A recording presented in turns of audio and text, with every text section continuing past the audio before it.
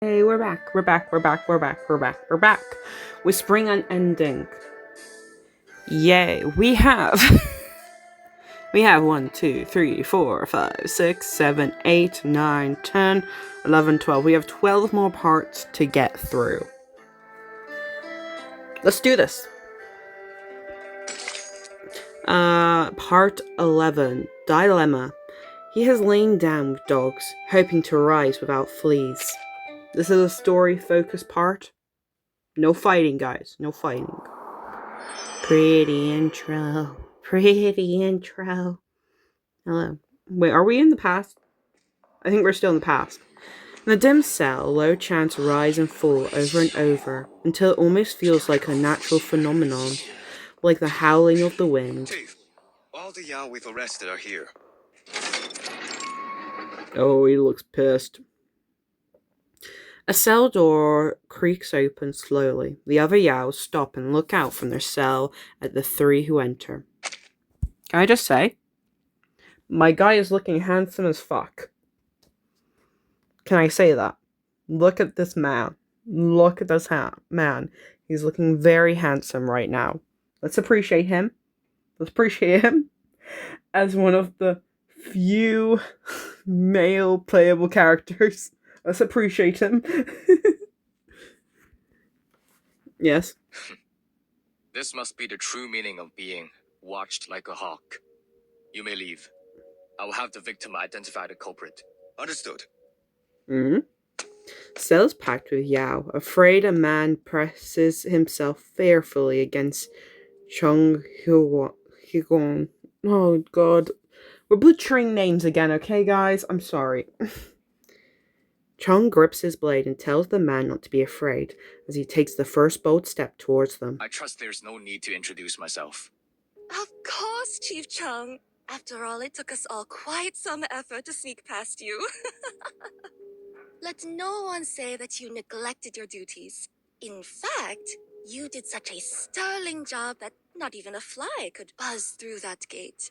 A pity for you that I soar much higher than a fly.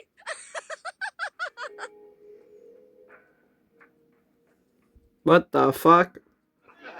The owl laughed, leading Chung to raise his blade and strike it against the cell door. Quiet! Look over them. See if you can identify the one that abducted your family. Excuse me, wait, what? Even with the cell door between them, the man feels surrounded by Yao. He dodges fruitlessly left to then right as if to avoid their gazes. He peeks at the jailed Yao from the corner of his eye, but each glance makes him all the more concerned. I don't see them. My. Should I call you County Magistrate Chung now? If I recall correctly, it falls outside of the duties of mere constables to interrogate suspects. Through the bars, a bird-like Yao leans towards Chung.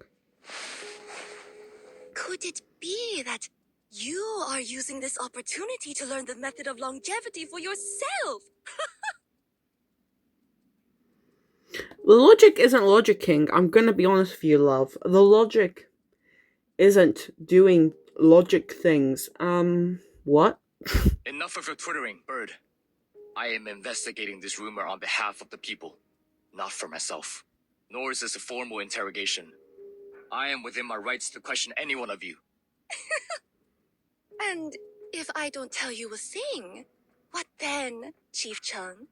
Oh, must you really be so harsh on us? Every Yao in Jewel County is scared to death of you.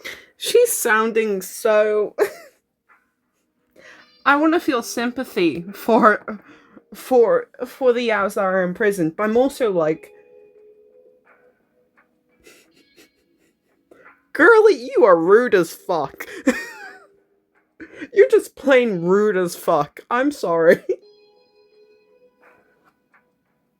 I'm offended on his sake right now by the way you're talking to him. But I know that you're not all that cruel-hearted. Could you be persuaded to let us go? As she speaks, she puts both hands through the bars. One holds a gold bar, the other a charm. She raised them before Chung. I can offer you both wealth and health. Fiend! I will not allow you to deceive me. Chung pushes her hands aside with the back of his blade. She jumps back, staring at him tensely, and approaches once more. You think it deception merely because you believe the method of longevity to be a false rumor. But what if I tell you it's true? Take a guess at how old I am. There is no need to guess. It is said that Yao can live over 1,000 years. Whoever told you that knew nothing. Our lives are scarcely longer than our true forms. My own kind live and die within the age of a sparrow. Nothing more. Surprise flashes in Chung's eyes. He motions for her to continue. We only want a little more time in this world, Chief Chung. Why must you stand in our way? Then should I simply allow you and your people to kill, steal, and bring chaos? Me and my people? She is stunned for a moment, and responds with a burst of laughter.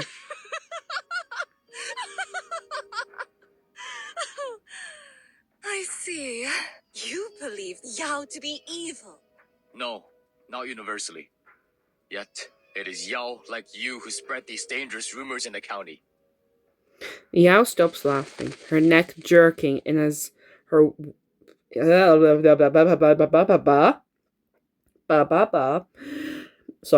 in as her feathers rise and puff out.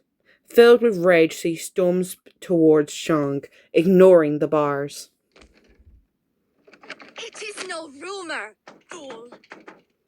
Even if it were, what harm have we ever brought for speaking it alone? All our kind desire is to live. I've done nothing wrong. Release me. Every moment is precious.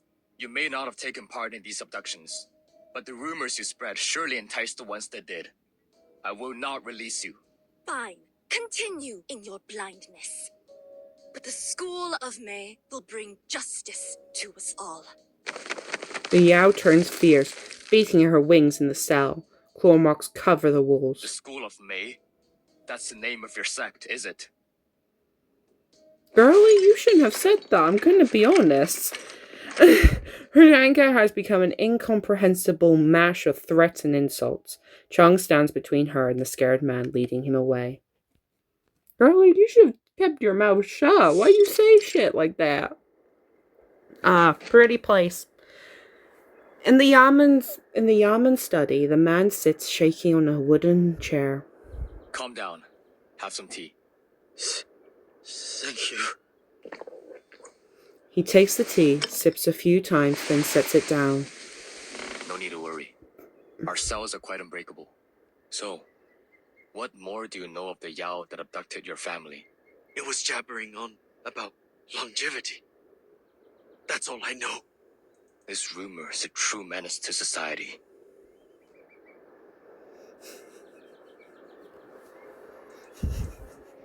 Do you really know nothing else? I'm sorry, but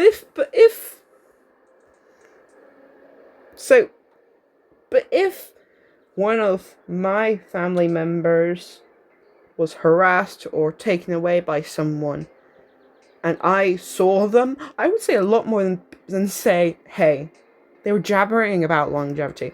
He's probably said more off camera, off film, but still, I wouldn't just be like, Chief is just like, is there any more you can tell us about this Yao? And my response is, they were jabbering about longevity. Just like, of course that's what they're all jabbering about it. Pointless. Please, Chief Chung. Father. My father. You're my only hope. I wonder why. I'm guessing it is true that there is a certain part of the Yao community, a very small part, that is like sealing people away. I'm wondering why. Or it could just be a massive cover-up and they're blaming the Yaos for it. Either way, still, why? He grabs the front of Chung's clothes as if to kneel, but the chief constable catches him by the arms and lifts him to his feet. Please, sir. I am merely fulfilling my duty. I will find the truth. This, I swear. Thank you. Rest a while. Best not to overwork yourself. Guard! Chief. Take care of the good man. I must deliver my report on the events at the opera. Understood. Chung pats the poor man's shoulder as they walk out. The breeze follows him past the door and scatters far away. Ah, we're at the hall. In the great hall, a report on the case is being given to the gathered court. The female Taoist raised her sword above a woman's head, revealing the latter's true form to be that of a herbaceous entity, and shifting her withered leaves into a verdant green. The Taoist then proclaimed the ability to bestow longevity upon any who joined her school. This declaration incited the crowd to a frenzy as they stampeded the stage. Later, the Taoist vanished from the scene together with the herbaceous entity. Several Yao present were detained, and the injured were escorted to the nearest clinic for treatment. In summary, the stampede has been determined to be an unforeseen incident arising from the female Taoist use of arcane skills. With the report concluded, the paper is folded once more and then handed over to the county magistrate. Incident? Your lack of foresight has seen this longevity rumor spread to every corner of the county. Yao are flooding our lands in droves. Never in my life have I received so many reports of missing persons and acts of sedition. Make no mistake. This is the result of your errors. The magistrate crumples the paper and throws it at the registrar. In response, the man bows even lower. We were foolish to put our faith in you. Commander Lee, you were in charge of our defenses. Tell me, how shall we proceed? Li Fuhong has been standing nearby. He pauses, considering the details for a moment before speaking out in a measured tone. In these desperate times, I can see only one solution. I would divide all constables into 2 shifts and have them sweep the entire county. We will locate and apprehend all y'all hiding among the populace over the next 3 days. I don't like the sound of this already. Very good. Do you hear that? All departments will cooperate with Commander Lee. And if I hear of any misconduct, I will show no mercy. The others hasten to agree as they bow with clasped hands. Chung has been wanting to speak. Seeing his chance, he seizes it and steps forward. Honorable Magistrate, I believe we also ought to consider investigating the School of May.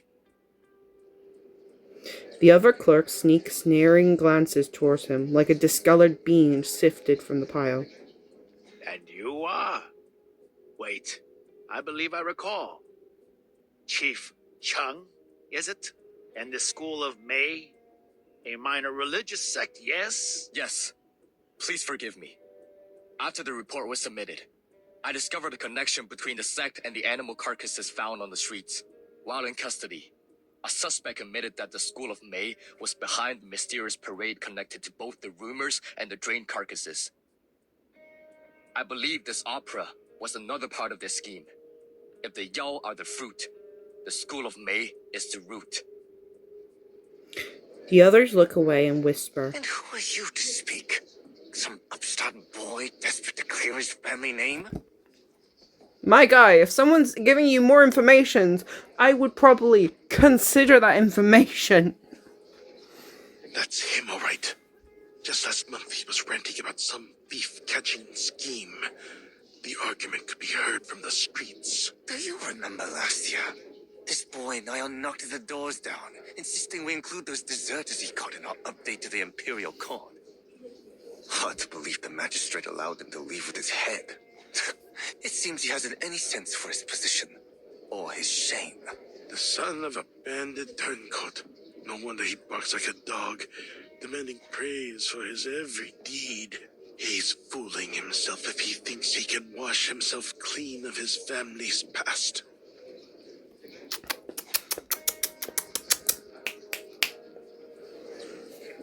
I would smack them up the head in my opinion, but I'm not there. Chung ignores their whispers and stands tall and firm as a noble pine. Commander Lee, thoughts on this matter? Well, we already know Lee's opinions on this matter. He don't give a shit. As all else goes quiet, Li Hufeng clears his throat and speaks. I hold to what I've said before. The Yao pose a serious danger to the people. Our priority must be to expel them from the county. What would you have us do, Your Honor? The matter is handed to Commander Lee. Dismissed. Understood. Okay. But the School of May? No. The others seem prepared to leave, but Chong looks around anxiously to find the familiar shape of his commander waiting under the eaves. Commander Lee. Come here, He Guang. I don't like him. I don't like many of these characters. Li Hufeng. No, that's...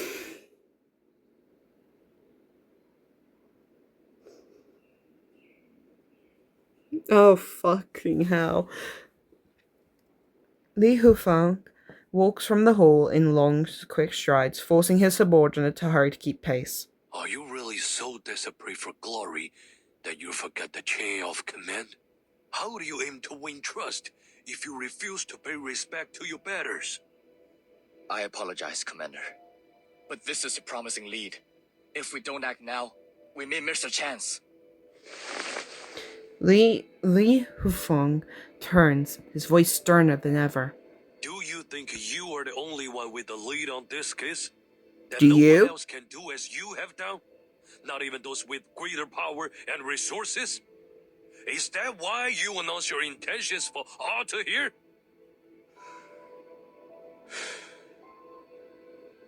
Your heart may be pure, but others have their own designs. If your words reach the wrong ears, do you think they will sit and do nothing about it? Chong's tongue twists. He had prepared for a scolding, not this. Commander, you mean... Keep digging, but do not draw any further attention. That's all for today. And if your actions are brought to light, I will tell them I denied your request. Understood? Okay. We're getting, subtle acceptance to continue, okay? Yes, Commander. He's so joyous. He bows deeply, then straightens his posture. I will learn from your wise words. Very wise words, of course. Okay. Part 12. Castle in the Sky. Many have heard its name, yet few know its truth. Let's go. Yeah. Beautiful title card.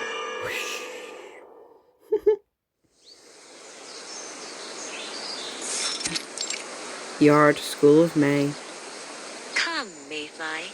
You ought to familiarize yourself with our school before you begin. Yes, Master. She's so cheerful. Mayfly peeks out from behind the door, watching the others in the front courtyard. It's still early in the morning, but everyone's already up and busy. It is. Soon, you will be practicing alongside them. The many Yao she has come to know nod to her in greeting. The students live in the side house here, as will you. I believe you've met some of them already. I see. Ah! There's a mouse climbing up on that bamboo by the wall. Don't be alarmed by Brother Mouse. He has taken to staying in his true form most of the day. Forgive me, brother. I'm sure he does not mind. The School of May is one of the few refuges for Yao in this region. Our students are free to live in whatever form they wish. You may even choose to live as a reed, if that is what you desire. Live in my true form. But One must learn to find fulfillment in their true nature. Only then may one discern their path to the way. It will make sense in time. Okay. Come, let us speak further in the front courtyard. Master, where is that music coming from? I keep hearing it, but I don't see anyone playing. You won't have need of that haste much longer, Sister Mayfly. This is the front courtyard, where students may gather to train or rest as they like. But no one's here. This way. Oh. The gardens of this land excel at artful concealment. Past the moon gate, after a few winding paths, a hidden world opens up to her. Black eaves press down upon white rooms that enclose a square. The ground is paved with gravel, into which white marble tiles are set, forming a bagu array. Students in white stand atop it, playing solemn diast. I forgot how they pronounce the word. Shit. Diast. Music together. There she is, the new student. Sister Mayfly, are you feeling better? She's a hedgehog. The ears. Oh, I love your ears. I'm sorry. I'm sorry. It's just little small ears. I can't. Paper Heron waits here too. The students occasionally steal small glances at her. She looks around, nodding to the students as she meets their eyes and greeting Mayfly in particular. Hello, everyone. What are y'all doing here? Music! Master Ren is here too. Greetings, Master. We humbly request your guidance today. Oh. It's good to see you all. Please, be seated.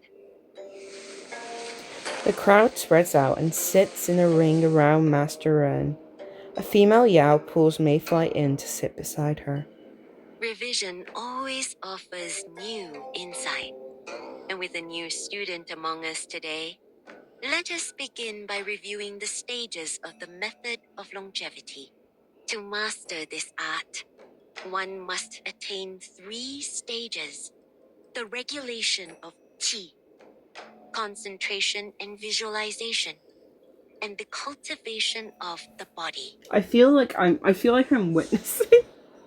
This is probably why. I feel like I'm witness. I feel like I'm a part of some fucking cultivation Chinese light novel here. My mind is immediately going to the popular ones. Oh god. In the first stage, we focus on the rhythm of the breath.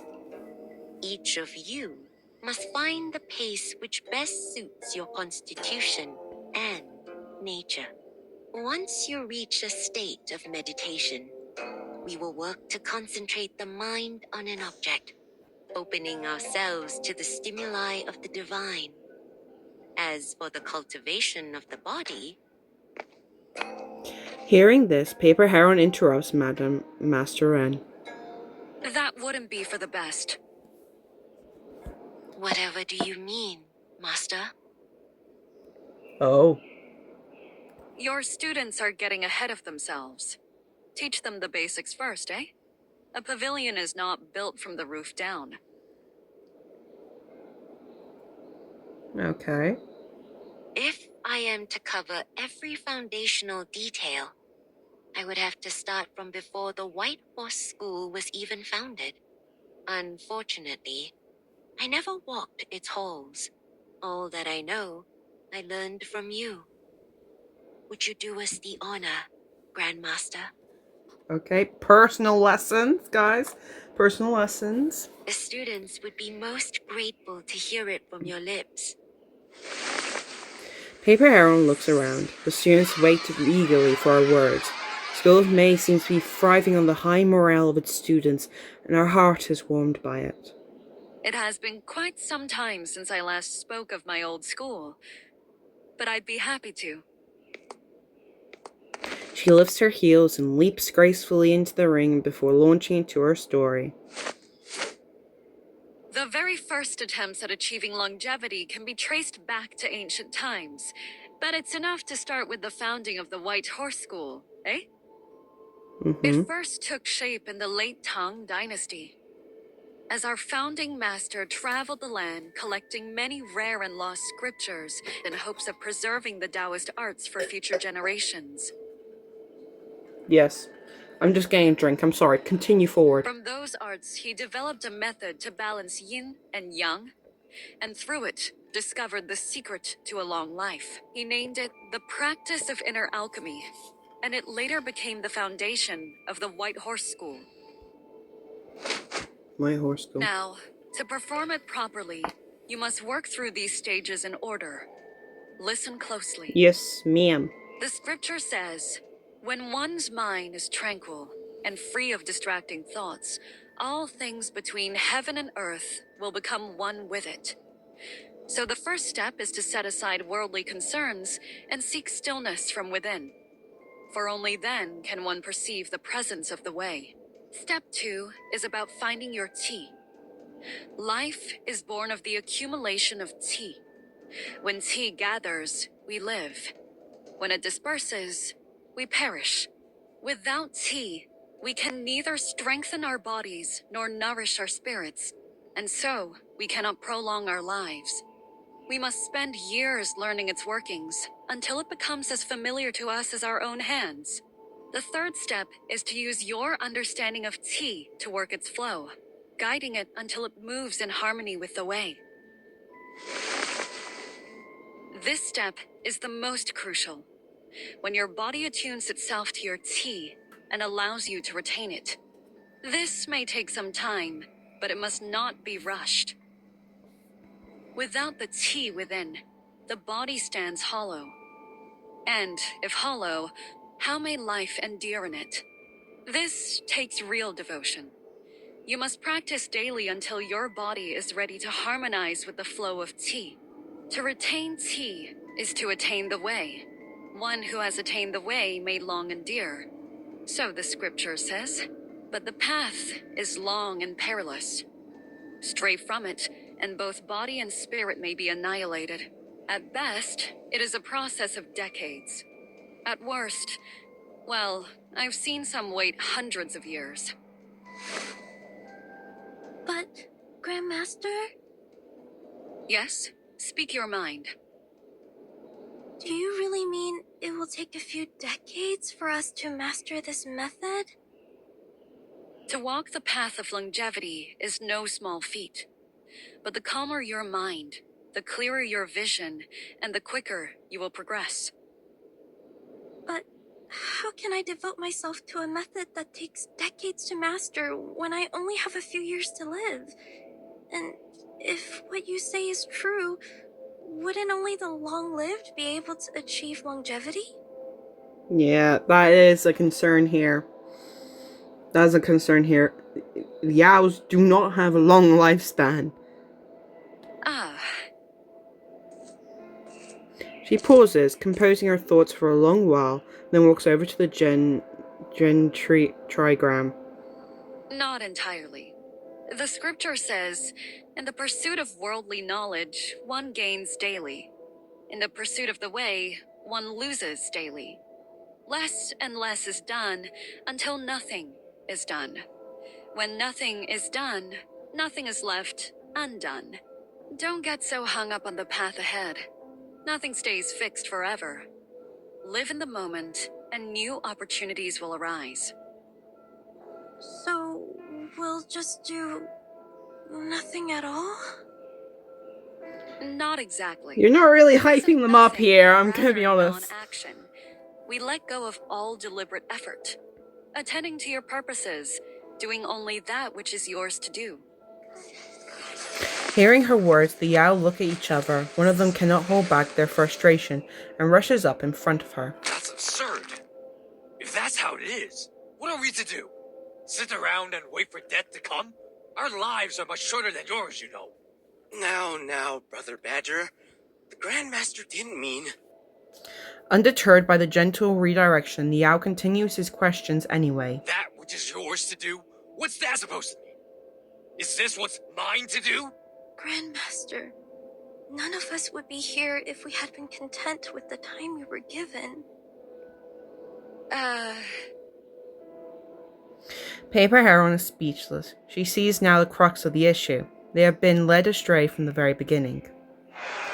The doubting voices grow louder. The Yao become agitated. Paper Heron stands silent above them, lost.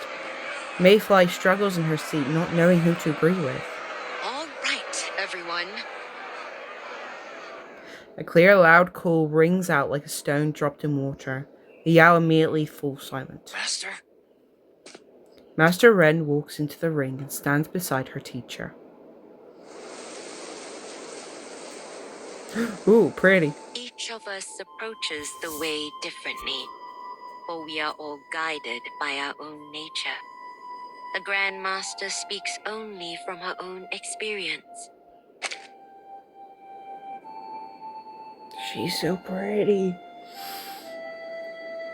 She is a very pretty lady. If her words help you, hold them.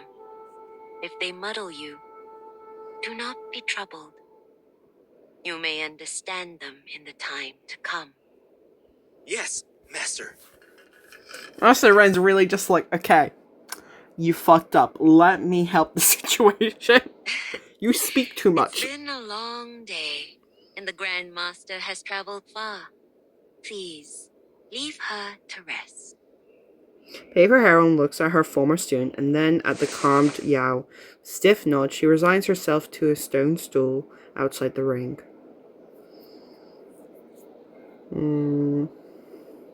Heron, are you alright? I don't think she is.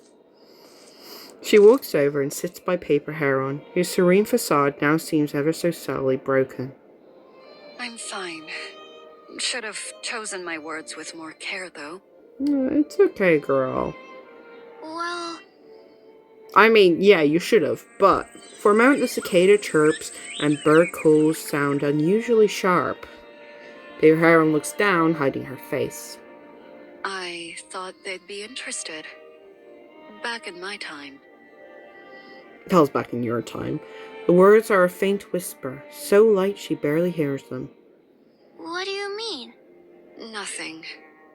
Just forget what I've said and follow your master's teachings. Oh, Heron. Perhaps she's found a better way. Oh. The third step the Grandmaster spoke of is what we call the cultivation of the body. Through practice, your body will work with your chi until they are one. Mastering this may take decades, even hundreds of years. But here in the School of May, we needn't dwell on that step. Instead, we focus on the regulation of chi and concentration and visualization. Paper Heron's just like, okay. She looks over to Master Ren as she continues her lesson and resolves herself to what must be done. We needn't dwell on that step? Is your student usurping you, Heron? To be honest, I trust Heron more than Master Ren. Master Ren's gorgeous, I know. But also, Paper Heron is the one. So, I'm like, okay, I'm side-eyeing a bit. Okay. I'll hold my thoughts. It isn't my girly. It isn't. It's Baby Blue. Oh. How fun. Will you give me girly? No. Oh, fun. Okay, we're back. Yay! We're back. Woo. It's the next day. Important thing happened. I was spoiled on a very, very important story point of this event story. I'm not happy. But you know what? This is my problem with following people on Twitter, also known as X. So, I blame myself, but I also, yeah, I saw it coming. So, it's fine. It's all fine. We're going straight into the next part 13, Unbending Will. He'd rather die than surrender. How charming. Ooh, we're fighting this one. Yay. Alright, let's get into it. 12 energy. God damn. Okay. Unbending Will. Spring unending. Hello, everyone. Constables on duty, make way! Oh, constable. Yes. The sun sets in the west. Meanwhile, constables armed with bows and blades march through the streets. Like a long cobalt dragon, they pass by as people watch them curiously and whisper to each other, wondering at their destination. Two constables hurry to reach the young man leading the grim faith parade. Chief, there's no trace of that Reed girl anywhere. She's disappeared. Yeah. I see. Stay sharp and keep an eye out for her. We can't allow any more Yao to escape. News from the West Gate. 2 more Yao have been captured.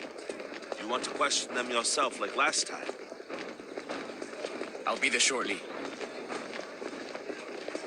We've been walking for a while now. Where are you leading us? I have no clue. Well, we're obviously going to the building. Yang Wu still wants to speak, but their chief raises his right hand, signaling the marching constables behind to stop. This is it. What is it? Dramatic music for that. The house before them lies at the street's end. Its doors are tightly shut, but chanting voices escape out through the cracks.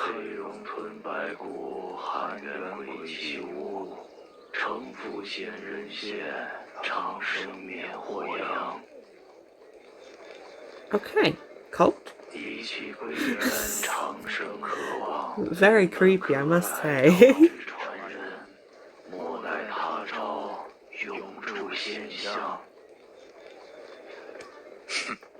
The source was right.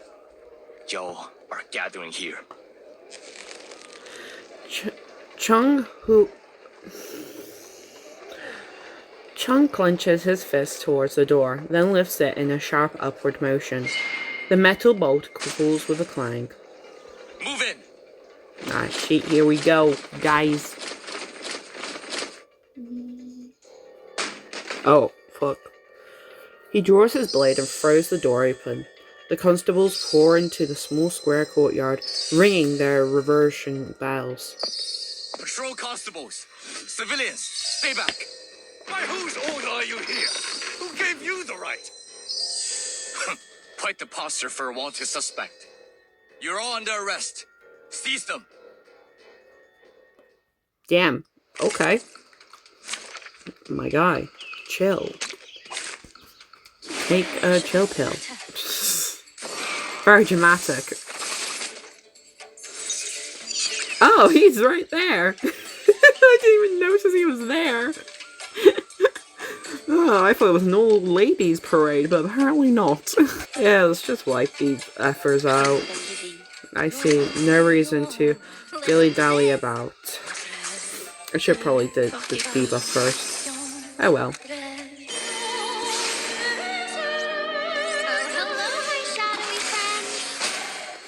Hey.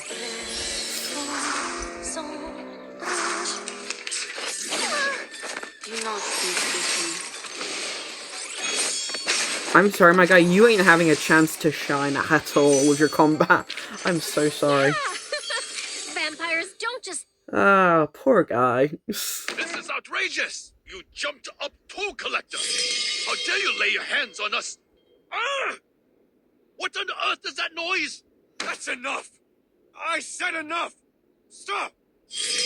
The bells ring under the eaves. Those inside cover their ears, but no tails grow, and no bark forms to cover the skin. They're not Yao? The young chief constable is struck still, grappling with the unexpected outcome.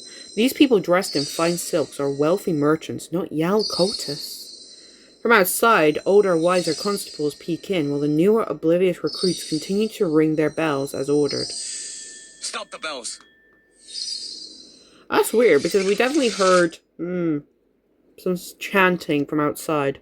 Constables stop, and Chung looks over the crowd before sheathing his great blade. I am Chief Constable Chung, acting on orders to investigate the Yao involved in the stupid parade. I've been instructed to bring them to justice without delay. The verses you were reciting are identical to those the Yao chanted at the parade. If I am mistaken, I humbly ask for forgiveness in advance. Can you believe this petulant boy? He thought we were Yao gathering for some evil ritual. Well, what are you chanting, mate? Watch yourself, Chief Constable. Slandering a respected merchant like myself could get you in serious trouble. All are equal before the law. I only act in accordance with it. I ask your presence at the Yamen. So please, gentlemen, come with us.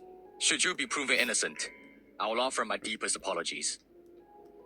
Do you know who you're speaking to, boy? No, because your name is literally Prominent Local Merchant 3. You're not even 1 or 2, you're 3. Ugh, horrible. I won't leave this house unless your superior comes and explains everything in person. Well, he's gonna say the same fucking shit, probably. Oh, we don't want the superior actually here. The air feels heavy as lead. Constable looks at each other, no one daring to speak. For a moment, the standstill feels as if it might go on forever, until the tension is at last cut by a voice from outside. Gentlemen, I'm afraid there's been a misunderstanding. Sir? The constables part, respectively, as Li... Even I forget to say their names. Li Hufeng marches into the courtyard, followed by a plump, middle-aged man in brocade. Those honorable gentlemen are simply studying the classics and cultivating their minds. It has nothing to do with the turmoil on the streets, nor with the Yao's evil deeds. You speak the truth, Commander.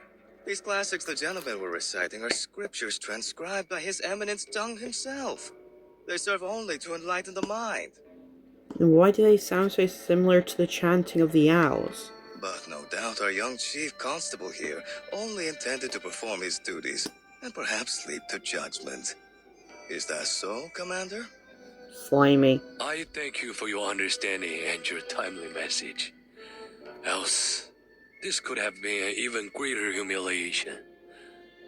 He Guang, apologize He Guang? to the honorable gentleman. Chung Hoguan remains silent and stares at the scripture scroll in the man's hand. Cheng He Guang, do you not hear me? I acted thoughtlessly. For that I am sorry, Your Excellencies. Do you think that an acceptable apology? When we return to the Yamen, you will suffer 60 strokes for your insolence. Please, no need to be so harsh, Commander. I'm certain the Chief acted with the best intentions. Young men often rush to judgment. We've all done the same. Speaking back and forth, Li Hufeng and the middle-aged merchant ease the tension at last. A look passes among those in the courtyard. The obvious leader among them speaks. No real harm has been done to us. Do not punish him for doing his duty. Oh, now Just you're be sure to reasonable. keep your officers in line, Lee. Of course. Your generosity is greatly appreciated, gentlemen. We shall take our relief. Li Hufeng says no more and signals for the constables to leave the courtyard.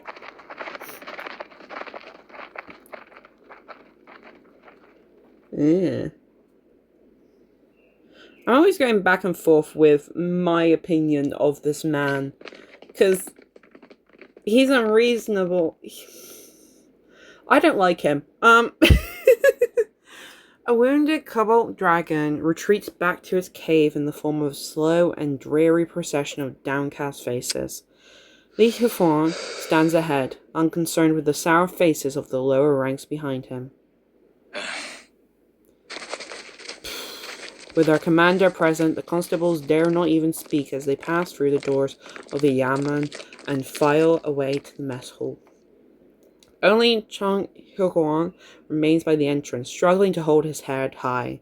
The result is something stiff and strange, but proud. Why are you standing there like statue? It's time to eat. I'm awaiting my 60 strokes. Lee Hyukwon puts down the case file and looks at him with a complex expression. There won't be any coming. Now, go eat. But he still does not move. If you've elected to spare me, then allow me a question, Commander. The man who came with you had a scroll in his hand. Where did it come from? I mean, There's that's a Bagua fair array on enough it, question. formed by a Mei tree and a J sword. Hogwa, if I spare you the punishment, you ought to at least do me the courtesy of sparing me the questions. Okay, mister, chill. Chill the F down. Then I would rather take the punishment. The evening wind blows through the hall, and the candle light flickers in response. Do you really have no inkling of who you offended tonight? No. To be honest, they have such geriatric... What the hell am I saying? Generic titles that I really could not give a shit who they are. I do not. The Chen family. The Chung family. Respected gentry with 3 imperial scholars in only few decades. Lord Lu, a core leader. His family have served in the military for generations. And the Lees, I needn't remind you who they are. They were just so generic. I couldn't really care. I am but the son of bandits. I don't know any of these High Lords. See? Now you know. Lee Hyukwon looks away and reads from the case file. The man with the scroll. Is he of noble birth too? He does not receive an answer. Am I right to assume that you've kept me from investigating the school of Mei? Not because you feared it might alarm them, but because you're aware of the school's prestigious background? The words are pointed, but do not break his commander's grim silence. You know they're responsible for the turmoil in the county, yet you permit these men to walk free, allowing the common Yao to take the fall. Enough! Lee Hyukwon rises with an expression as fiery as a lit rocket as he throws the files to the ground. Are you so naive? Do you truly have no clue as to why you were spared today? Because of your connection to the man with the scroll. Then you do have some inkling of what's going on. You did well capturing those Yao, and I had plenty to speak highly of you before Lord Lu. But after your actions today, storming into a civilian's home, attempting to arrest all present, how can I possibly recommend you? Have you forsaken your vow and decided to live in your father's disgrace forever? To be fair, I think he's doing a better job than you, mate, so... Just saying. I would never. My guy, you don't need to, yeah. He grits his teeth, but does not give an inch. But Commander, this is more important than my name. This is for the safety of the townspeople. All right. Then tell me exactly what harm the School of Mei has done, and what crime you accuse them of. As my prior report states, they're practicing sorcery and other forbidden arts. They fabricated a descent of a deity at the parade, yes. But have you caught any of the offenders from that date? Not yet. And has any member of the school actually committed a crime? Or have you found some scripture that proves their evil intention? My guy is going very flippy-floppity at the moment with what his opinion is with this whole thing. Like, what the fuck is this guy saying? My guy is just like, there's no reason to investigate the School of Mei. They've done nothing wrong. No one's been committed of a crime. Last part. okay, I'm gonna let you to investigate the School of May, but if you get caught, I ain't standing up for you, okay? You're going down the hole if you investigate by yourself. What the fuck is going on here? I have not. So, you Am have I just nothing. misunderstanding things completely? Probably. I am You known for wish me doing to that convince with the this game. magistrate to act against the School of May, risking the anger of officials and high lords based on nothing? The school will claim that they were only teaching the method to strengthen the body and enrich the mind, and that the Yao were foolish and greedy to think their practice could bring longevity. Longevity. We cannot act on hearsay and rumors, especially when it may anger the high lords. You're right. I lack the evidence to refute your words. But if it is the lords that worry you, I will investigate in secret. 3 days is all I need. I will find the proof. Enough. My guy. Another cold blast of wind sweeps through the hall, rustling the papers on his desk. Len Fuong uses a paperweight to smooth the files and sits back into his chair. Go now. Guess your men are to be placed under the Captain Zhang. He knows the county well. You will remain, but only as his backup. Ooh, that's a blow. Why? I've done nothing wrong. That's a blow right there. Then you've not listened to a word I've said. The water in the pot boils, the lid rattles, the steam whistles, and Liu Fuhong pays it no attention. Steam fills Chong Hikon's sight. The pot at last boils over. Commander! Must the people's blood be spilled before we act? Watch your tongue! In the tea bowl in the desk, weak ripples form. The young man stands solid, silent for a long moment, rooted like a tree as the steam fades from him. I know I said moments of time. Shush. At last he breaks the roots and turns.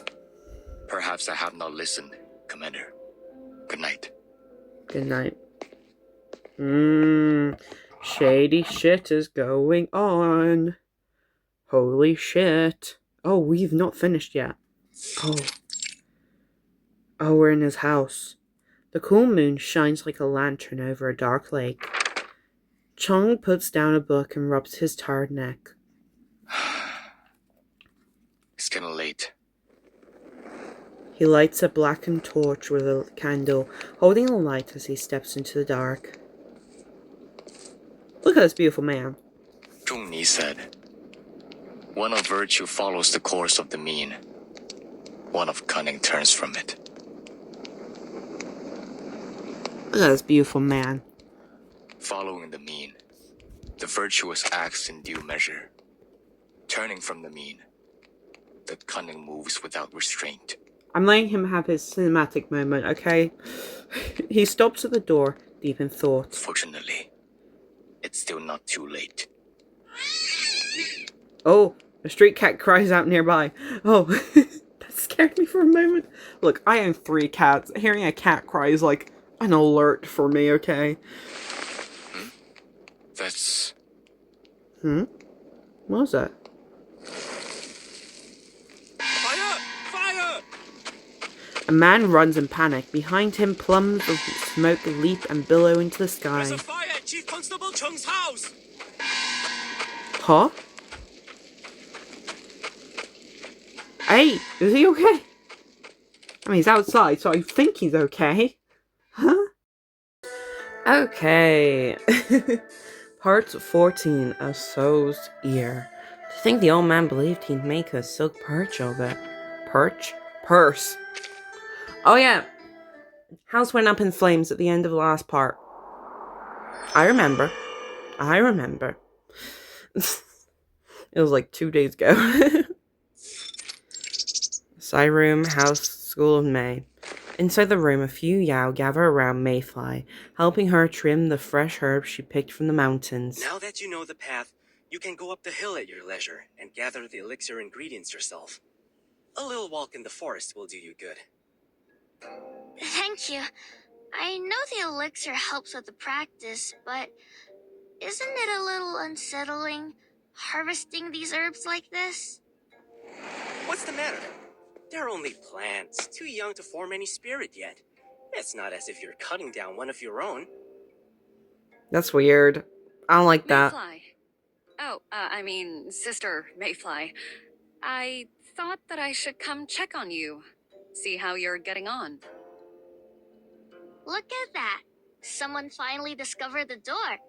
Though not much of a knocker, are you? Good day, Grandmaster. Paper Heron nods to Yao, then walks around Mayfly, looking left and right. What? What is it? You're giving me the withers. You've followed Ren's teachings for a few days now, huh? How do you feel? Heron, She's inquiring. you've asked me this a few times already. She's inquiring. I'm well, just as I was yesterday and the day before that. My strength is improving. I feel light and full of energy, even after a long day in the mountains. Paper Heron puts her hands behind her back, circles Mayfly 2 more times, nodding each time. That's good. That's good then. Are you certain everything's fine? Nothing feels strange at all? Absolutely. Mayfly pats her chest as if to prove her health. Why do you keep asking? Is something troubling you? Nothing makes me happier than seeing you well, but may I ask, have you felt anything out of place while practicing Ren's methods?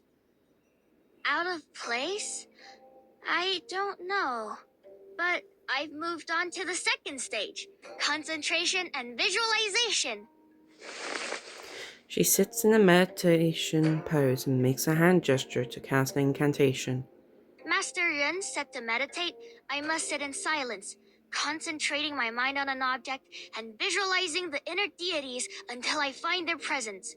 With consistent practice, the path to longevity will reveal itself. The dog has come into the room.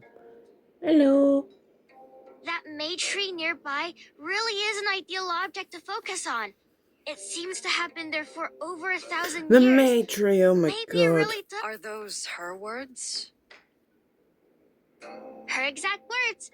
I meditate about that tree day and night. I even see it in my dreams sometimes. I feel like that's a bit concerning, just and a bit. Master Ren has been most generous. She even helped the other students using the power of her sword. How did she explain it? Something like using the sword to clear the blockage in their body, freeing the flow of chi, so they can advance more quickly with their training.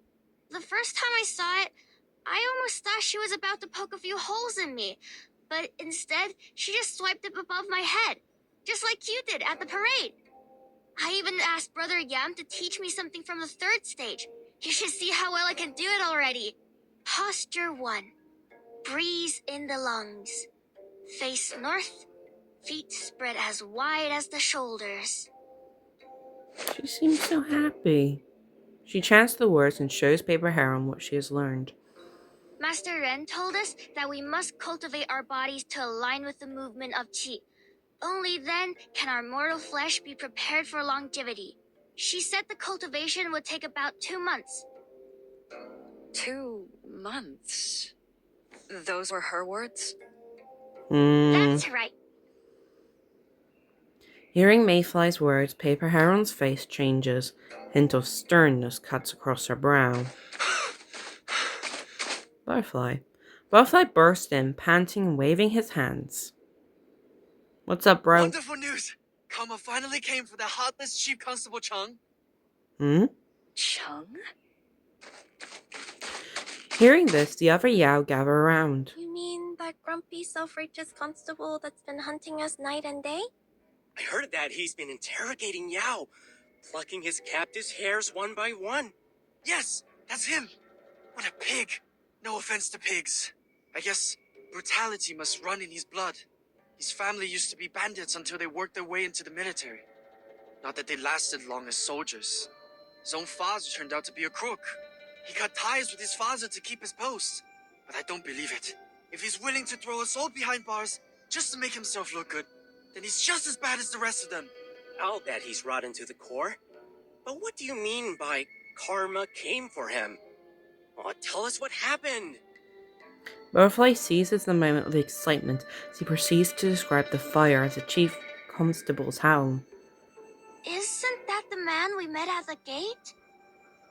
I believe so. Her response is quick and muted, intending not to interrupt the clamor of the owl. I just don't understand why he hates us so much. We haven't hurt anyone. We just want to spread the method of longevity. Hardly a surprise. Those with long lives seldom care for the short-lived. The words bring a harsh chill to the air as the other Yao look at each other and then to Paper Heron. Hedgehog, the Grandmaster is still here. Please, speak your mind. It is every creature's right. Her words do little to break the sudden chill until Butterfly steers things back on topic. Oh, I nearly forgot that awful chief had nearly locked up our Grandmaster. Grandmaster, did you start the fire to avenge us? No. No, I didn't. Though if anyone questions you on the matter, you may give them my name. Grandmaster, Hearing this, all the Yao look at Paper Heron with awe. it is a great honor to study under an avenging hero like you. Please, accept our humblest gratitude. Thank you. Thank you for your heroic deeds. She didn't mean she did it, guys. She just said, hey, if anybody comes asking, you can put the blame on me. Their undeserved praise lands somewhere between funny and vexing, yet she can't help but realize the situation is growing beyond her control. Grandmaster has taken our interest to heart, and we must repay her with our greatest effort. We must achieve longevity and spread the school's name. Achieve longevity! Spread the school's name! Very cultish. The room has become a hubbub of cheers and excitement, but Mayfly does not seem to be participating. She stares up blankly, spots dancing in her vision like fireflies at dusk. What's going on? Mayfly? Are you alright? What the fuck was that sound? Mayfly? As she tumbles, she sees Paper Heron glide towards her, and all goes dark. Mayfly, are you okay, sweetie? Girly!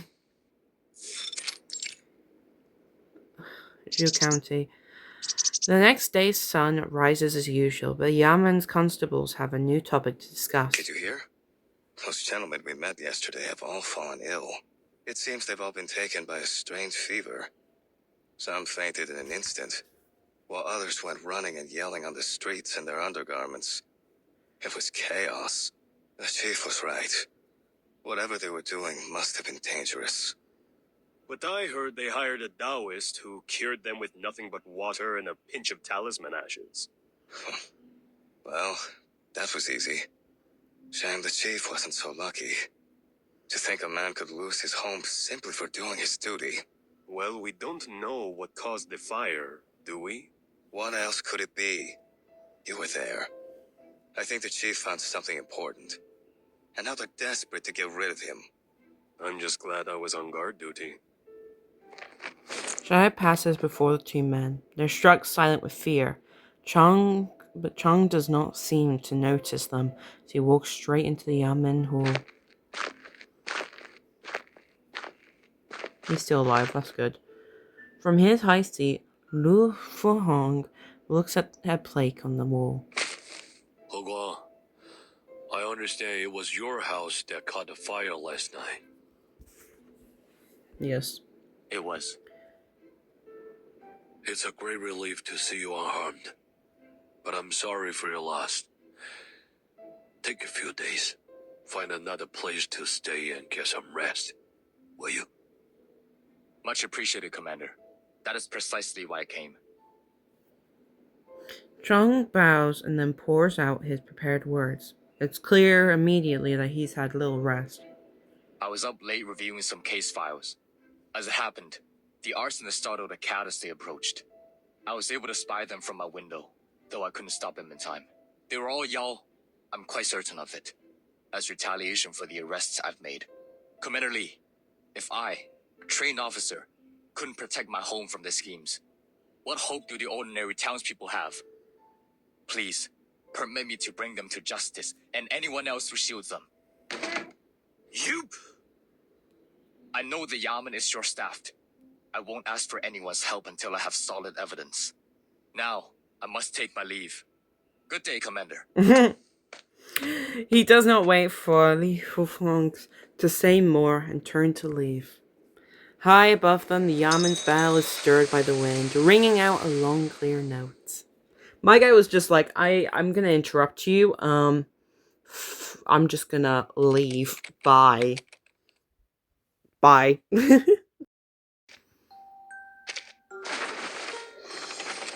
No, goddammit. I don't know why I think I'm gonna win this. I'm not going to. Right. Paper Heron.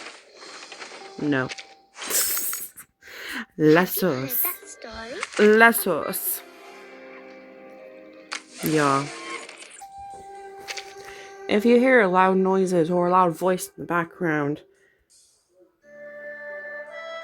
there is a competition thing going on close by to the house. That's your fair warning. And I have to have the door open because animals. Doggo. Kitties. Okay, part 15. Into the fire. But I don't have a choice. What's going on with Mayfly? Paper Heron? What's going on? I'll put the volume up a bit. Hello! After breakfast, several Yao gather around Mayfly's bed. Mayfly? You were out for a whole day. Brother Yam told me you were unwell, so I brought some sweet cakes. I thought you might like something to eat after your fall. Thank you. Still half asleep, Mayfly responds in a weak voice. Mayfly, it's me again. Heron! I've brought herbs to replenish your tea. Don't worry, I checked. All cut from plants. No Yao were harmed. Greetings, Grandmaster. The Yao greet her enthusiastically. She nods to each of them in turn and sets a bundle of herbs on the table. No need for those formalities, please. Would you give Mayfly and me a moment in private? Of course. We'll leave you two alone. Don't you hear the Grandmaster? Come on, let's go. The Yao nudge each other out of the room. Before long, only Paper Heron and Mayfly remain. Paper Heron? She senses something unusual about the moment and turns her head to find Paper Heron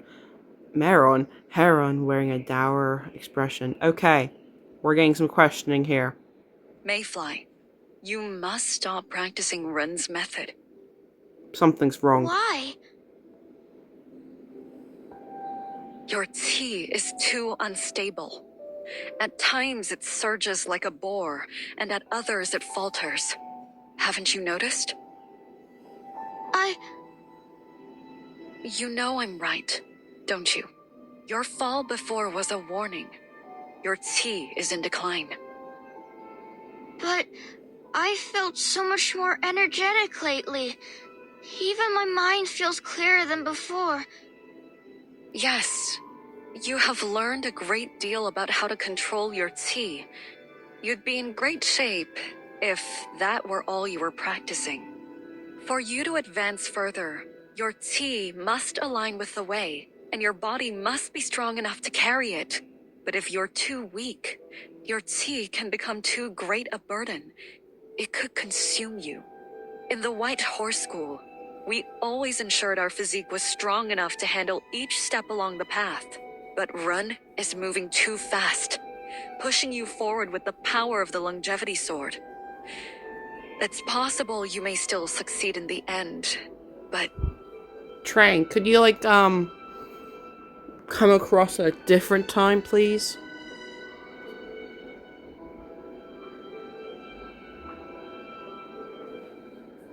Vehicles, guys. Vehicles. The greatest pain. You're risking both body and spirit for a tiny possibility. You could end up with nothing. Your body destroyed, your spirit extinguished. You need to stop and allow your body to recover. I listen to Paper Heron. She is the leading expert here. I trust her. For how long?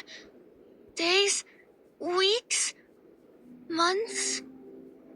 Given your condition, I'd say 2 months before you resume any training. Oh, that is a long time for her. That is a long time for Mayfly. Jesus. 2 months? Do you realize how little time I have? Winter's coming. I can't wait that long. I know. But if you continue in this fashion, I fear you may not live to see the winter. I can't stand by and watch you destroy yourself. Not just you, all the Yao. This isn't the right path for any of you. Heron, I know to you 2 months may seem like nothing. I suppose it may seem like years pass you by in the blink of an eye, don't they? Paper Heron gazes at the girl propped halfway up in bed. Her lips tremble faintly before she finally speaks. It's not quite as fleeting as a blink of an eye. What would you do over the course of a year? Wander the roads on your mule, through cloud-covered mountains, across gentle streams beneath fragrant blooming peach trees. And when the year ends, you'd go to Huanzhou for the temple fair, feeling the warmth of the flames dancing against your face. Next year, you'll travel further still, to see snow-covered plains, brush the fur of a moose, taste wine so strong that it burns your throat. I got attacked by a wasp. Sorry. I've taken us to a more secluded area. A bit more echoey, but... and it still has some background noise. But it's not as bad as me recording in the other room. So, yeah, we're going to be here. You never worry about the days you spend on the road, or whether you have enough time to experience all the world has to offer. The words hang bitterly on her lips, soon accompanied by wet tears flowing down her face. And I won't live a full cycle of seasons. 1 drop, 2 drops, 3 drops, the bedding covering her grows damp with a steady flow of tears. Paper Heron can do nothing to stem their flow, so she simply waits, searching her friend in tender silence. Searching? Watching? Where am I seeing these words? To you, a day, a month, a year, it means nothing. But for y'all like me, a year is a lifetime. Our only lifetime. I want to live, even just a little longer, to see more, feel more. I can't allow myself to waste even a moment. In 1,000 years, my name could still be carved on that stone. But I won't live to know if it's there next spring. So, why must you stop me? Because you'll destroy yourself in the process. There are barbs on the question, too sharp to swallow, too true to ignore. She chews on it a long while, hoping to reach an answer. I didn't intend to hurt your feelings when I carved that stone. Is it your wish, then? To live as long as the stones? What? What do you mean? Paper Heron smiles, but a trace of sorrow lingers at the corners of her mouth. Besides inner alchemy and Run's method, there is a third way to escape the flow of time. One that has been kept a secret. It doesn't take hundreds of years of training, nor does it endanger your tea. All it costs is your school, a sword, and 100 years sealed in a tree. Oh! When the seal breaks, all you once knew will be gone. Friends and enemies alike. You will no longer laugh, nor hate, and your senses will dull. Sweet or sour, salt or spice, it will all taste the same. People will cheer at the blazing fire flowers, yet to you, the flames will be as mild as a passing breeze, their excitement like a language you no longer understand. Is this what's happened to you, Paper Heron? Your memories will stay. You'll always recall how the morning mist felt on your face, the crispness of spring water as it flowed through your fingers. But you will never feel them again. You will become like a stone. Is that what you want? Is that how the world feels to you? She doesn't reply. Mayfly lowers her head, her fingers twisting together as if trying to hold the weight of her tangled thoughts. After a moment's consideration, she takes something from her pocket. It's the amulet that was trampled by her and repaired by Paper Heron. But Heron, you've already shown me a way. This amulet, I spent every coin I had on it, just for a chance to get through the city gate. It didn't work like I hoped, and I felt so foolish for believing in it. But you repaired it, even improved it, so that I could make it through. I may be just a wind-tossed reed, but that doesn't mean I'm unworthy of the wonders of this world. Isn't that what you wanted to tell me? I'm willing to take the chance to lose everything or gain the world.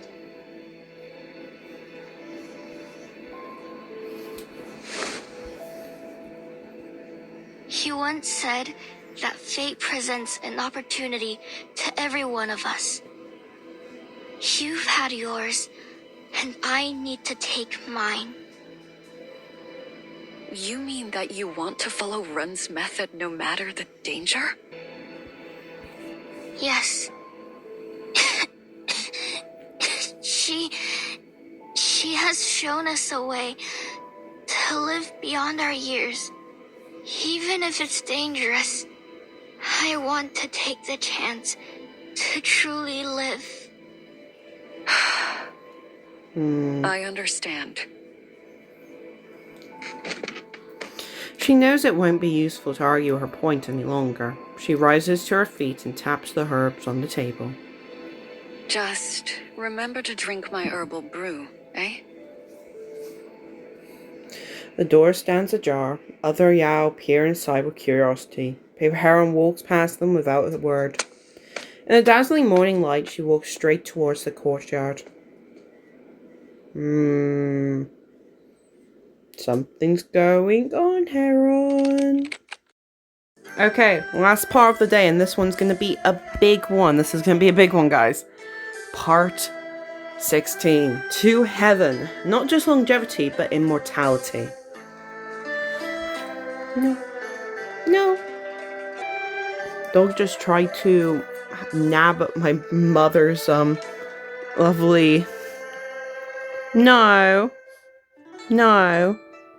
this isn't your toy. Isn't your toy. No, isn't a toy. Isn't a toy. He's giving me the glare because I'm holding it now away from him. Isn't a toy. It's a door thing. It's just shaped like a plush. To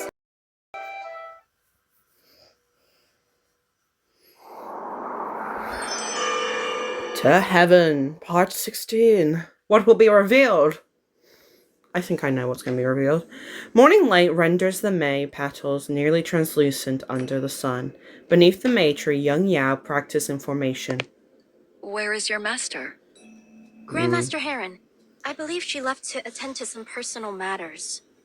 I think it best you no longer call me that. Your master has taken a path away from my teachings. I am now nothing more than an ordinary Taoist to you. Oh, I see. They exchange worried glances, but seeing the pain beneath her smile, they choose not to trouble her. When she returns, please tell her that I want to have a word with her here. Is there a place we could speak? Certainly, Master Heron. Master Heron, there you go. White clouds drift past the sun, casting shadows eastward. After roughly half a day, Master Heron returns to school. Before the May tree, Paper Heron stands alone. You wish to speak with me? Oh god, here we go, the confrontation. I do. The day's been quiet and I've found myself reminiscing on the old days. Would you join me for a chat beneath the May tree? She smiles as she gestures towards the tree in the courtyard.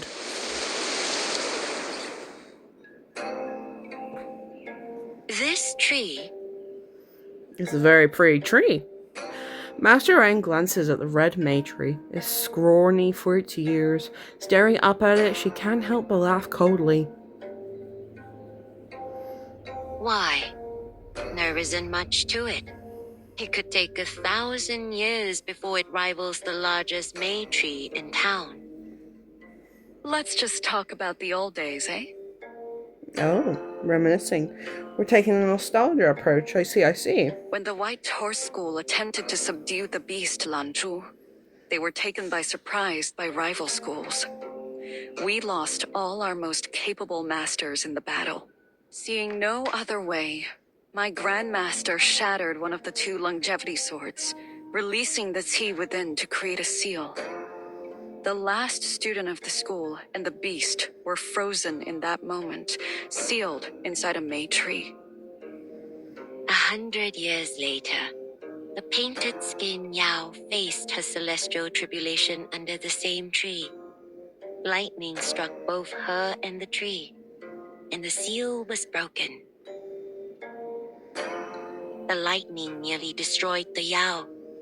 The White Horse student, freed from the seal and surprised by such a turn of fate, saved the dying Yao and taught her the Taoist arts. We both know the story. What happened to the beast then? Yes, you remember every detail of it. I could never forget. I gave you the remaining sword and taught you the way of inner alchemy. But I never asked you to take the name of a White Horse student. I knew the school was lost to history. The school is gone, yes. But their duty to control the Xian Dao beast was unfinished. What's the purpose of this, Heron? She shakes her head, gazing out into the distance towards another giant May tree, far beyond their sight, a sister of the school's own centerpiece. What is your purpose, Ren? You told your students to channel their tea into the May tree. Why? Oh, shit! Wait. Is Ren like evil agent and is trying to free the beast? Hang on a hot second. Budsy, this is very important to the story. Hang on a fucking second. Her old student looks at her and simply laughs. So you found out about that? I'm not easily fooled. Master Ren lets the words roll over her. She settles herself at the stone table beneath the tree's shadow. I know you disagree with my methods, but whether you agree or not, this is what is best for the students. They're not like you. None of them have the talent or lifespan to properly cultivate longevity. Had you been in my place, you likely wouldn't have taken them on at all. But I want to give them a chance. After all, what would a talented master like you know of the life of a lowly Yao, of our struggles and desires? Oh, so she still holds a lot of bitterness of being a Yao. I do not mean to question your teachings, Ren. I only need to know why you have focused their tea there, of all places. My. When did you become so impatient, Heron?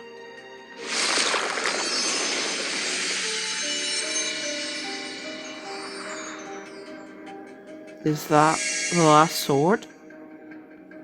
Master Rain casts a familiar incantation. The white sword reappears in the air. You trusted me with the sword, and I have endeavored to honor that trust by sharing it. I was once a short-lived Yao myself. It is only natural that I wish to help my kind. Combining inner alchemy with the power of the longevity sword, I developed a method for our kind to overcome their disadvantages. The sword can hold and release tea. It gives and it takes. Through it, I work to bring the Yao the lives they deserve. Should they succeed, there will be one more Taoist master to carry the method forward. And if they fail, their remaining tea is gathered within the Mei tree to aid us in subduing the beast when it next awakens. Either way, the outcome is favorable.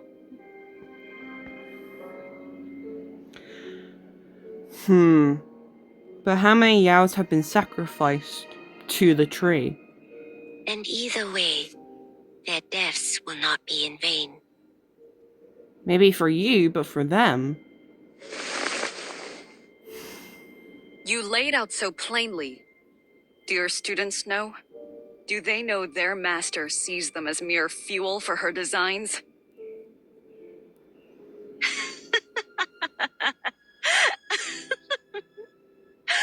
Does it matter? Each one of them knows longevity comes at a price. Do you think any of them would have joined me if they were not willing to risk their lives? Does any price we pay matter? If it means subduing the beast? She laughs again, but there's no joy in it. Pepper Heron turns her head away. No matter the cost, I said. I gave you my word. This is but a small portion of the sacrifices I am prepared to make. You also promised to do your best to care for your students. If the beast breaks free, every one of them will perish, whether on that fateful day or any other. They have the same choice. Aid me, or else die a pointless death. I should hope you know me well enough to trust that I do not undertake this selfishly. Do you not see that I am doing only what must be done? Keeping Lanzhu subdued will not require nearly this much tea. With the tea you've gathered, the lives you've sacrificed, you could kill the beast. Is that the point now? At some point, the wind in the courtyard had stilled completely. Master Ren raises her head and fixes Paper Heron with a mocking stare. You were given a weapon of magnificent power, the capability to sense the cycle of all things, and even manipulate the wax and wane of life itself. Yet, the White Horse School merely used it to clear the blockage of Qi in Lanzhu, an all-powerful sword produced to a tamer's whip. Because Lanzhu must not die. Paper Heron, you of all people are the last I expected to say such a thing. You lost your school, your friends, your masters to this beast, and you would have it remain a threat forever? What good would come of that? The Xiandao beasts play a necessary part in the workings of heaven. A far greater danger may come of its death. One that extends far beyond Huanzhou. Have I not taught you as much? Then why should I follow your teachings? Why should I bind my students, and their students alike, to an endless cycle of subduing the beast? Humans have a strange attachment to their legacies. But to be Yao is to be defined by one short life. I intend to make mine echo through the ages. Lan Zhu will perish, and the cycle will end. And all for a small price. No more endless duties passed from hand to hand. No more deaths in service of legacy. Our school will never suffer as yours did. As for me, I will share the power released from the dead beast with my students. And together, we will ascend to immortality. She takes a deep breath as she opens her eyes again. Her voice is cold as winter. This goes against the way. It isn't natural. What does it mean for a thing to be natural? Would it not have been natural for you to let me die under that May tree? But you didn't. My very life is proof that the way can be defied. Perhaps there is risk in diverting the cycles of heaven. But how much greater are the rewards? If there is risk, I take it gladly. I will slay the beast and free Huanzhou and its people from its threat. Then I will ascend. And if you fail, what will happen to the people? I won't fail. Silence follows, broken by the returning winds as it rustles the May tree's branches. Master Ren doesn't betray a hint of doubt, but her former master's reply comes like a sharp cut. Your pride has blinded you.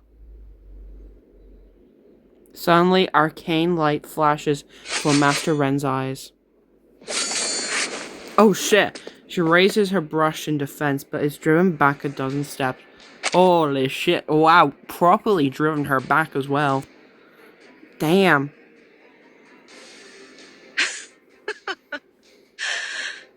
Are you really the same woman I called master? All I have done is speak honestly, yet you answer with a lethal strike. You lecture me about pride, then dare to take my life? But if you choose to stand in my way, then I must take yours. Here we go, guys, battle time. Are we ready? Oh, yep. We got our crew sharpened up. Where should I flutter? So I went to Heron. Oh, hello. This move feel familiar? It's been decades since we parted, Heron. In that time, I have made every day count. Let's settle this. Okay, cool. An interesting... Let me think on it. 同游的微，莫运虚无。This ends now. What a bloom. How much damage? 放个 buff Yeah, sorry. My Sentinel's too OP, I'm sorry. I'm sorry. Heron, I wanted to give you a chance, but my Sentinel's a bit too much. Have I trained you so poorly?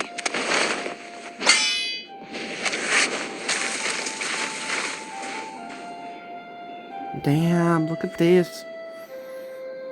I want to focus on this. I want to focus. Beautiful. Paper Heron strikes at Master Ren's weak point, but her opponent abandons resistance, instead raising the longevity sword like a hostage. What?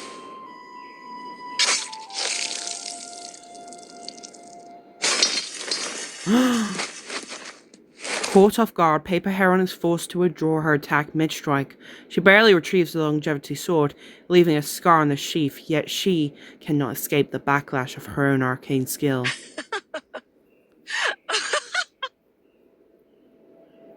Why do you stay your hand, Heron? Strike me down if you truly believe it to be just. Or is it that you care more for this sword than any living thing? Oh, Heron.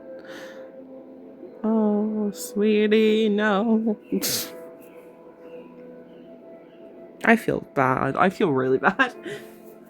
I feel really bad. You could tell at the beginning of when we were introduced to Master Ren that Heron truly trusted her. You have lost more than your senses, Master. Make whatever claims you like, but I see your empty heart. All that matters to you is your legacy, your mission. And I was only a tool. Are you now too blind to see how deep your hypocrisy runs? Enough.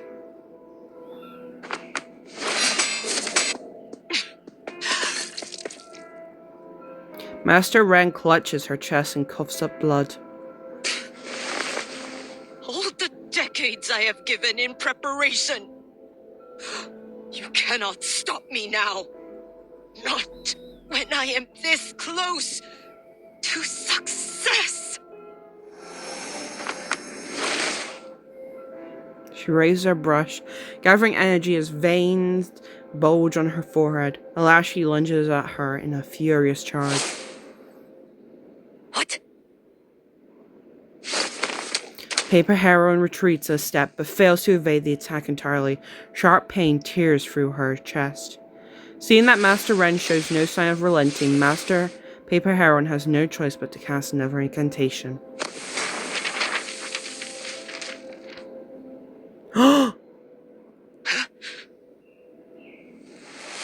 The smoke clears. Before Master Ren stands only a paper figure clutching a sword. Master! Should we go after her? Go. Whether dead or alive, she must not escape with the longevity sword. Bring it to me, intact. Yes, Master! The owls scatter. She casts one final sneering glance at the scrawny May tree in the courtyard, flicks her sleeves and leaves. But that piece of paper. Shit. I feel so bad. I feel so bad for Paper Heron. Oh god. Heron? Heron? How you say it? She said it differently to how I say it. Oh, hello.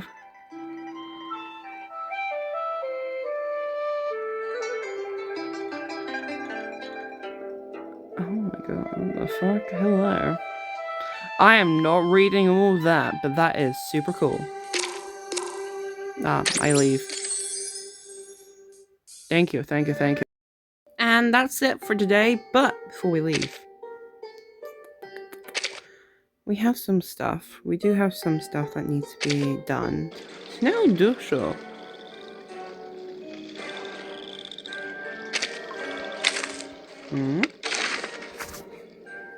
Here we go. The snow duschen. I get another 10. Lovely. Still no Isolde. God damn it. I'm getting all the characters that I don't want. Hey, we're getting close to a 6-star guarantee. Whoa. Exciting stuff, guys. Exciting stuff. Actually, I could probably just do one here. And then tomorrow I'll get a free. And then we can go here. But now we're going to go and see if we can get Heron. I have 6 more, so.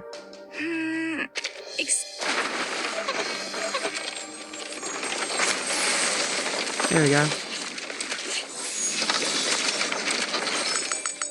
Tenant, not worthwhile. This radio. Nothing. 492760. 4866. Miss Murson. Hello, Miss Timekeeper. Hello. Nothing. Hello, world. And now we have 6 more again.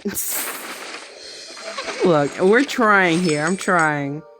The BSA Eagle! number? Oh my god, Eagle has a new... Actually, it's a spoiler. But also, I think everyone knows. Eagle has a new... is aged up in future updates. And I'm like, damn, okay, Eagle. Nice to see ya. You're not a kid anymore. Oh my god. Congratulations. You are about to unveil. Aloha! Welcome. Don't The panic. Fool, I love The Fool. We're getting nothing. I'm Oliver Fogg. I'm Oliver Fogg. Yes, you are. Nothing. Don't What was that? panic, 12 my pulls. 12 pulls and we got 1 4-star. Now we got 1 5-star. Yeah. Anyways, that's it. That's all I'm spending on this. Try my new inventions. I had never prepared for a plan B in your absence. Oh. Anyways, that's it for today's video. I hope you guys enjoyed. And see you guys next week. Bye-bye.